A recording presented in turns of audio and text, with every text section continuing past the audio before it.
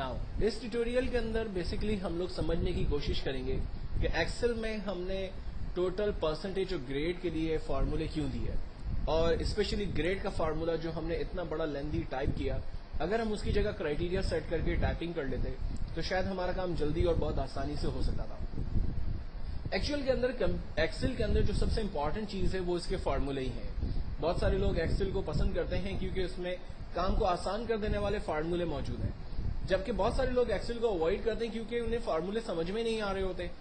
तो एक्सेल के अंदर जो सबसे पावरफुल चीज है वो उसके फार्मूले। अब हम यहाँ समझने की कोशिश करते हैं कि हमने टोटल परसेंटेज और ग्रेड जो फार्मूले से हासिल किया उससे हमें बेसिकली क्या लॉन्ग टर्म में फायदा होगा। मेरे पास अली के इंग्लिश में नंबर 80 है, 90 नंबर मैथ्स में है और साइंस के अंदर 70 नंबर है। इस तरह से टोटल 240 नंबर, परसेंटेज 80 और ग्रेड A+ बन रहा है। मिसाल के तौर पर अगर मैं अली के नंबर्स को कम कर देता हूं, फॉर एग्जांपल मैं इसके नंबर 50 कर देता हूं, तो आप देखें टोटल के ऊपर मेजर फर्क हमें नजर आ रहा होगा। परसेंटेज चेंज हो गई और according to the percentage grade भी अपने हिसाब से चेंज हो गया।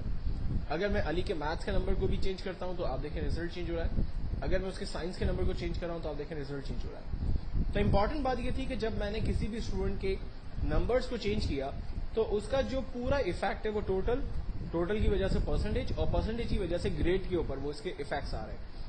अगर एक स्कूल के टीचर के पास सिर्फ एक सिंपल फार्मूले वाली मार्कशीट मौजूद हो और उसको ये असाइनमेंट, उसको ये काम मिल जाए कि उसने बच्चों के नाम इंटर करने और उससे सब्जेक्ट नंबर्स इंटर करने, टोटल परसेंटेज खुद आ जाएगा, तो वो टीचर अपने लिए मतलब अपना काम कितना आसान महसूस करेगी।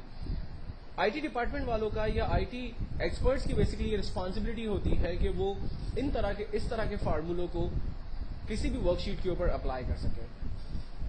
अब इन फार्मूलों को अगर मार्कशीट के अलावा किसी फाइनेंशियल कंपनी के अंदर अगर हम अप्लाई करने जा रहे हैं तो उसके तरीकाकार क्या होंगे, उसकी कुछ बेसिक टेक्निक्स मैं आपको बताता हूं।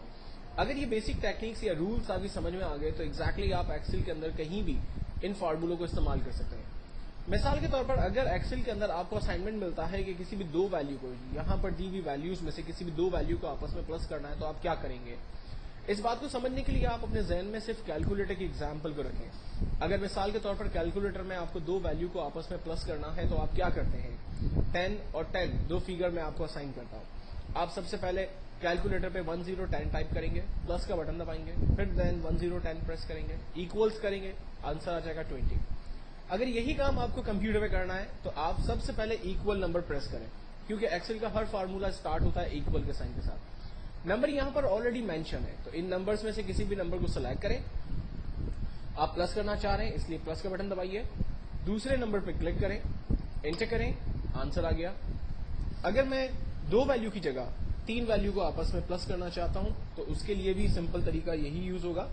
आप इक्वल के साथ फार्मूला स्टार्ट करेंगे, किसी भी पहली वैल्यू को सिलेक्ट करेंगे, plus second value plus third value, और अगर आपका ख्याल है कि आपको 4 वैल्यू प्लस करनी है तो आप 4 वैल्यूज को रेंज में लेते हैं। हर एक वैल्यू को रेंज में लेने से उसका सेल एड्रेस आपके पास आता है, जिससे फायदा ये होता है कि आप अगर उस सेल एड्रेस के अंदर बाद में वैल्यू चेंज करते हैं तो आंसर ऑटोमेटिकली आपका अपडेट होता है। तो आंसर प्लस करने के लिए हमने सिंपल मेथड यूज किया।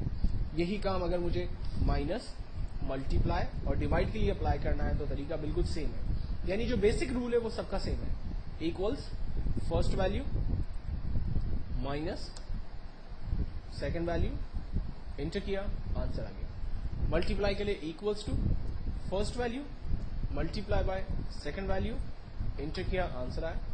डिवाइड के लिए equals to first value divided by second value, enter किया, आंसर आ गया। यहां पर ऑलरेडी स्क्रीन पर तमाम वैल्यूज दी हुई थी। अगर मिसाल के तौर पर कंपनी में आपके पास कोई ऐसा असाइनमेंट आता है जिसमें फिगर्स शीट पर मौजूद ना हो और आपको जबानी उनका सिर्फ आंसर जनरेट करना हो तो आप क्या करेंगे। एग्जाम्पल उसी को लेते हैं, इक्वल्स टू अगर मुझे 10 प्लस 10 करना है तो हमने फार्मूला स्टार्ट किया, सबसे पहले इक्वल 10 प्लस 10, लास्ट में एंटर किया, आंसर आ गया 20। अगर मुझे 10 में से -5 करना है, आंसर आ गया 5 रुपीज। अगर मेरे पास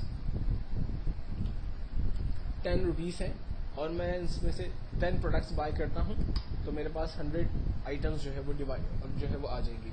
अगर मेरे पास 10 रुपीज है और मैं उसको डिवाइड करता हूं 2 के साथ तो मेरे पास आंसर आएगा 5। तो एक्चुअल के अंदर फार्मूले का जो बेसिक रूल है वो बिल्कुल सेम है। इन बेसिक रूल्स को आप सामने रखते हुए अगर एक्सेल पे काम करेंगे तो आपको कभी भी कोई भी प्रॉब्लम नहीं आएगा। फाइनेंशियल कंपनीज के अंदर आमतौर पे यही प्लस माइनस मल्टीप्लाई के फार्मूले यूज होते हैं, अलग अलग तरीकों से यूज होते हैं, जिनको मैं आगे अपने नेक्स्ट ट्यूटोरियल के अंदर डिफरेंट एग्जांपल्स के जरिए समझाने की कोशिश करूंगा।